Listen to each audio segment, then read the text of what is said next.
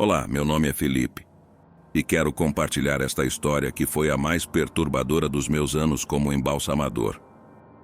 Com apenas alguns anos de experiência nesse trabalho, aconteceu algo em minha antiga cidade que me fez questionar se deveria continuar nessa complicada profissão. Embora seja verdade que não nos preparem muito bem para lidar com situações que podem nos afetar emocionalmente, como embalsamadores, somos seres humanos e algumas coisas são simplesmente perturbadoras demais. Eu costumava trabalhar com minha colega, que tinha mais anos de experiência do que eu. Sempre trabalhávamos juntos, mas naquela noite ela pediu permissão para sair mais cedo, pois era a formatura de seu filho mais velho.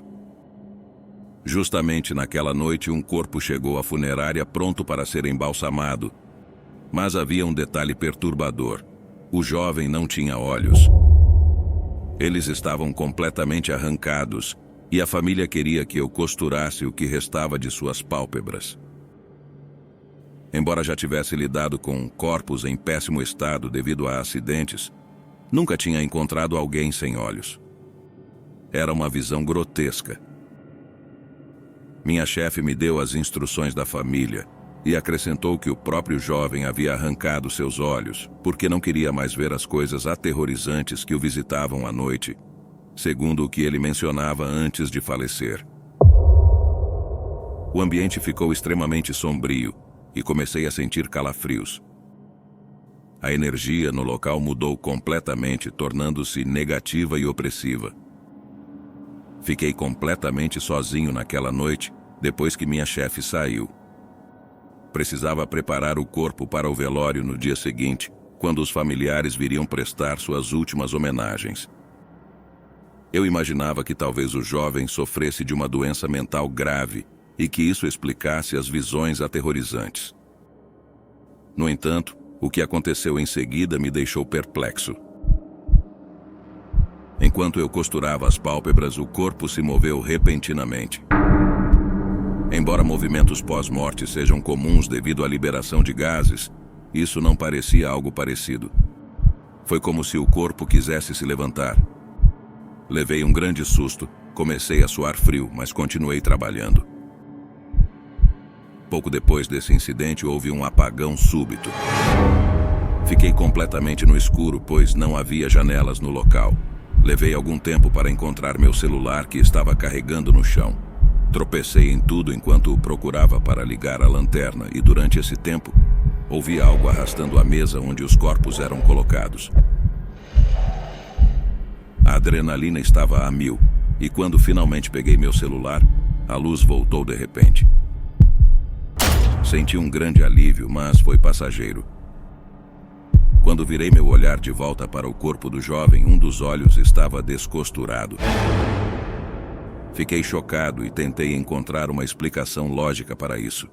Pensei que talvez não tivesse costurado direito devido ao nervosismo, mas ao mesmo tempo era uma grande coincidência que isso tivesse acontecido exatamente quando a luz se apagou inexplicavelmente. Eu estava assustado naquele ponto e liguei para um amigo que havia estudado comigo, pois precisava compartilhar o que estava acontecendo e sentir que não estava sozinho naquele momento assustador. Meu amigo me tranquilizou e me ajudou a recuperar a compostura. Ele me lembrou que não deveria me deixar afetar por esses eventos estranhos e que tudo poderia ser uma coincidência. Finalmente terminei meu trabalho com o corpo e fui para casa. No dia seguinte, quando vieram para realizar o velório do jovem, me senti aliviado, achando que tudo tinha acabado. No entanto, ao entrar na sala onde realizávamos o embalsamamento, minha colega já estava lá e perguntou como tinha sido meu encontro com o corpo da noite anterior, com curiosidade em seu rosto. Perguntei por que ela estava tão interessada e se sabia de algo. Ela então me contou uma história perturbadora. Ela disse que quando a avó do jovem chegou à funerária, estava conversando com a dona do local, pedindo que o corpo de seu neto fosse cremado. Ela estava desesperada para que isso fosse feito antes que a mãe do jovem chegasse. A dona explicou que não poderia fazer isso sem a autorização da mãe. E a senhora, desesperada, contou que seu neto tinha morrido por culpa de sua mãe. que era uma bruxa e realizava rituais em sua casa com outras mulheres que se dedicavam ao mesmo. Ela nunca amou seu filho e, graças às coisas que ela fazia, seu filho vivia um inferno ao lado dela. O jovem contava à avó que seres malignos o visitavam à noite, com formas aterrorizantes, que ele descrevia como demônios invocados por sua mãe. Nos últimos dias, ele havia fugido de casa e ido direto para a casa da avó, pedindo refúgio e proteção, pois ouviu dizer que naquela noite sua mãe o ofereceria em troca de riqueza, pois ele era o que ela tinha de mais valioso. A avó disse que estava arrependida por não ter acreditado em seu neto, mesmo sabendo o que sua filha fazia, e que o devolveu para a casa dele naquela noite, com medo de sua própria filha. E foi nessa noite que o jovem fez o que fez, tirando sua própria vida, arrancando os olhos para não ver mais aquilo que tanto o aterrorizava. A avó insistia que precisávamos cremá-lo antes que sua mãe chegasse, pois sabia que ela faria de tudo para roubar seu corpo e completar o que começara. No entanto, a dona da funerária não permitiu isso, temendo problemas legais. Portanto, a avó partiu em lágrimas. Eu estava perplexo com essa história e contei à minha colega tudo o que aconteceu naquela noite com o corpo do jovem. Ambos ficamos em silêncio, com medo e incerteza. Embora eu sentisse pena da tragédia que cercava o jovem, a última coisa que eu queria era me envolver em algo tão assustador, especialmente com aquela mulher aterrorizante. No entanto, legalmente não havia muito que pudéssemos fazer, e a decisão da mãe do jovem era que ele fosse sepultado em vez de cremado. Não soube o que aconteceu depois com o corpo dele, mas a experiência amarga e assustadora ficou gravada em minha memória. Essa experiência me fez duvidar se deveria continuar trabalhando como embalsamador. Afinal, apesar de tudo, continuamos sendo seres humanos. E em casos como esse, o medo pode se apoderar de nós. No final das contas, decidi não renunciar e continuei exercendo a profissão. Já se passaram 20 anos desde então, e embora eu tenha visto muitas coisas grotescas e tristes ao longo dos anos, nada se comparou àquela experiência arrepiante com aquele jovem e seu trágico fim.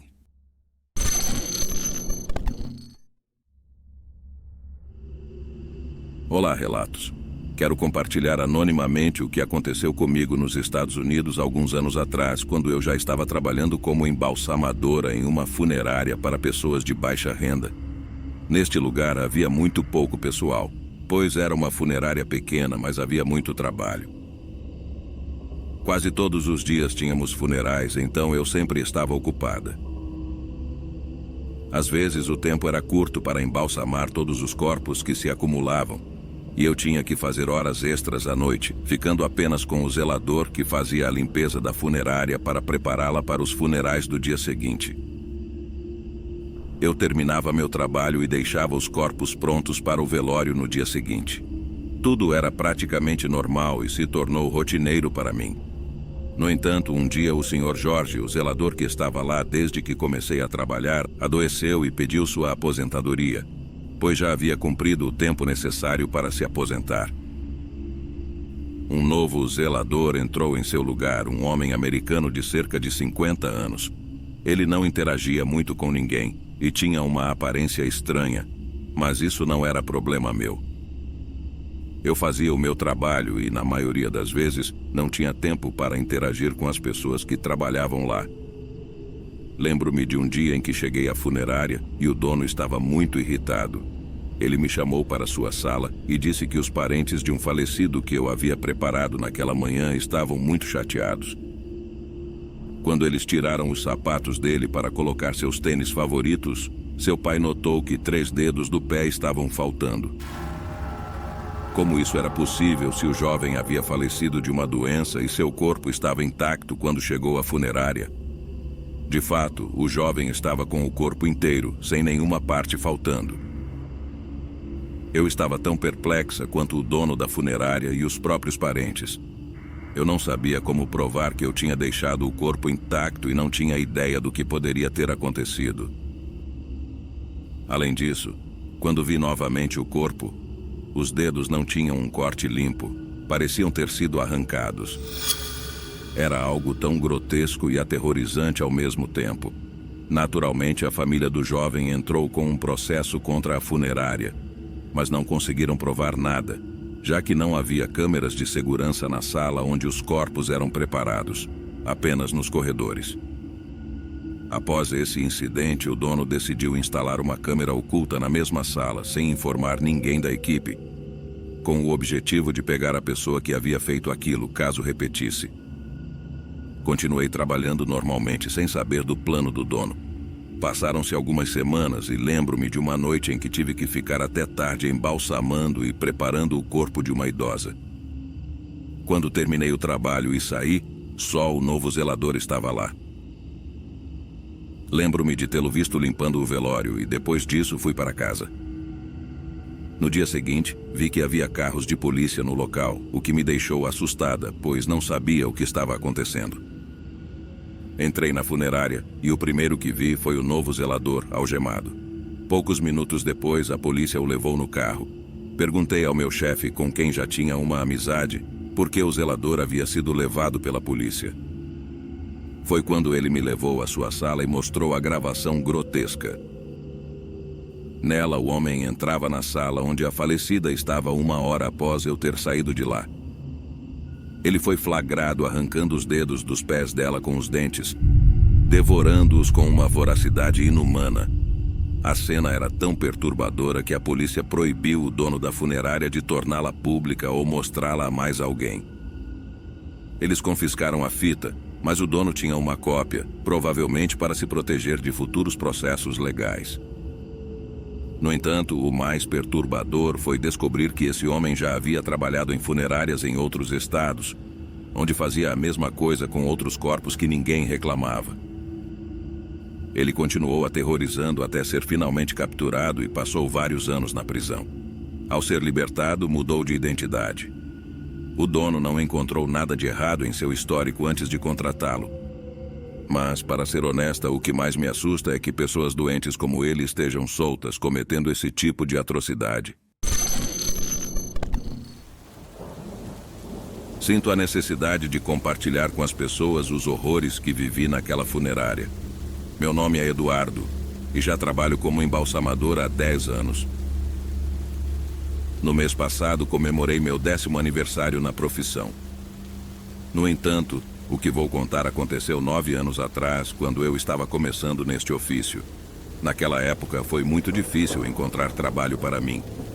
Até que uma amiga me falou sobre um conhecido de sua mãe que possuía uma funerária e uma morgue ao lado de sua casa.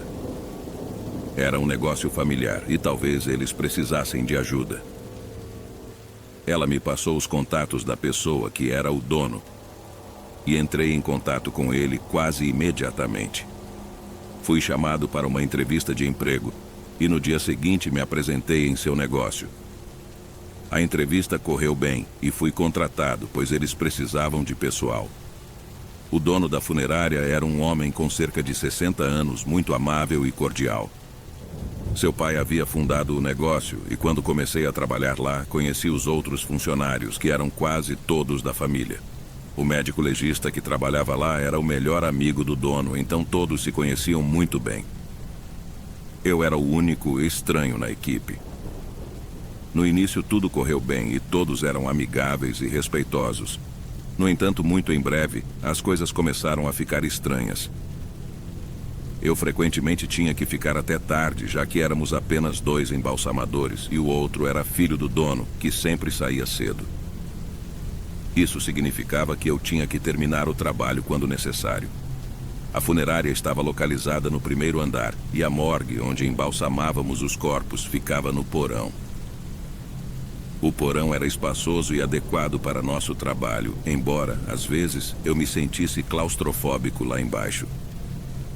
No entanto, o que me deixava desconfortável não era apenas o espaço, mas o fato de que, quando eu ficava sozinho até tarde da noite, começava a ouvir coisas estranhas lá embaixo no porão. Eu ouvia batidas vindas dos quartos onde guardávamos os corpos nos refrigeradores. E muitas vezes eu ia verificar, mas não encontrava ninguém. A funerária estava fechada nesses momentos, pois não havia funerais. Muitas vezes ouvia vozes que pareciam lamentos vindas dos quartos frios. Isso me causava arrepios e me enchia de medo, fazendo-me aumentar o volume da música para não ouvir mais nada. Você pode estar se perguntando por que eu não simplesmente saía. A razão era que eu tinha que terminar meu trabalho a tempo, para que os corpos estivessem prontos para serem velados. Se eu deixasse o trabalho pela metade, provavelmente seria demitido. Eu nunca entendi por que ouvia todas essas coisas, até que uma noite descobri o que estava acontecendo lá. Eu terminei meu trabalho cedo, por volta das 8 da noite, e me esqueci do carregador do meu celular. Como minha bateria estava quase no fim, decidi voltar para pegá-lo. Eu tinha uma cópia da chave para acessar diretamente o porão, sem precisar passar pela funerária. Havia uma escadaria nos fundos que levava até lá para facilitar a entrada e saída dos funcionários da morgue. Quando entrei no porão, percebi que tudo estava escuro, mas pude ouvir vozes vindo do quarto do médico legista, embora não conseguisse entender o que estavam dizendo. Decidi não acender a luz do corredor, pois senti um pressentimento ruim, como se meu sexto sentido estivesse me alertando de perigo. Caminhei até o quarto onde eu trabalhava, usando a pouca luz que vinha da última sala. No entanto, antes de eu poder sair do quarto, comecei a ouvir vozes estranhas, quase gritos, vindos do quarto ao lado. Aquilo era extremamente sinistro e eu sabia que algo muito ruim estava acontecendo. Eu fiquei paralisado de medo, mas também queria saber o que estava acontecendo. Eu senti que estava em perigo, mas também não queria que eles me ouvissem. Não sei quanto tempo se passou, mas de repente as vozes pararam. Então, ouvi claramente a voz do dono dizendo ao seu filho que estava prestes a abrir o corpo. Houve um silêncio tenso por alguns segundos e em seguida todos começaram a gritar frases em outro idioma. A atmosfera ficou ainda mais tensa, carregada de más energias e angústia. Consegui, pai, consegui fazê-lo falar. Outro homem respondeu. Não é o corpo que está falando, é nosso Senhor se manifestando através dele. Nesse momento entendi que eles estavam realizando algum tipo de ritual maligno, usando um dos corpos da morgue. Saí do quarto o mais silenciosamente possível. Saí correndo a toda velocidade e tremendo de medo.